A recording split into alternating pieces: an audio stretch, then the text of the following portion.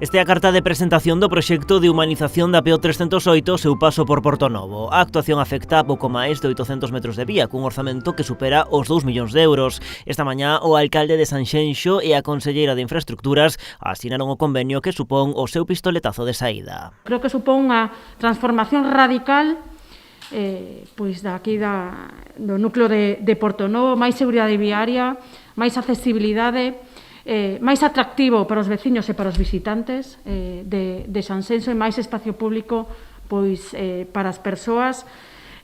Eu creo que seguimos un camiño que iniciamos na Rúa Progreso. O proxecto contempla a renovación soterrada de todos os servizos, máis espazo para peóns, beirarrúas cun ancho mínimo de 2 metros, zonas axardinadas e 2 glorietas para reforzo da seguridade viaria. Estamos a falar dunha transformación da PO 308 dunha estrada con grande risco a casi pois unha rúa, unha vía que vai a ser referencia en seguridade viaria. O alcalde de Sanxenxo, pola súa banda, pon en valor a capacidade investidora da Xunta no municipio. Di Telmo Martín que actuacións como esta non só melloran a vida dos veciños, senón tamén de todos aqueles que visitan algún momento a localidade. Cada vez que se invirte un euro en Sanxenxo, e si yo fago sempre, digo aos conselleiros, en particular a ETEBA, que tamén o presidente da Xunta, é que se invirte para os galegos. Aquí temos 16.000 vivendas censadas e solamente hai censados 18.000 veciños que viven en 5.000 vivendas.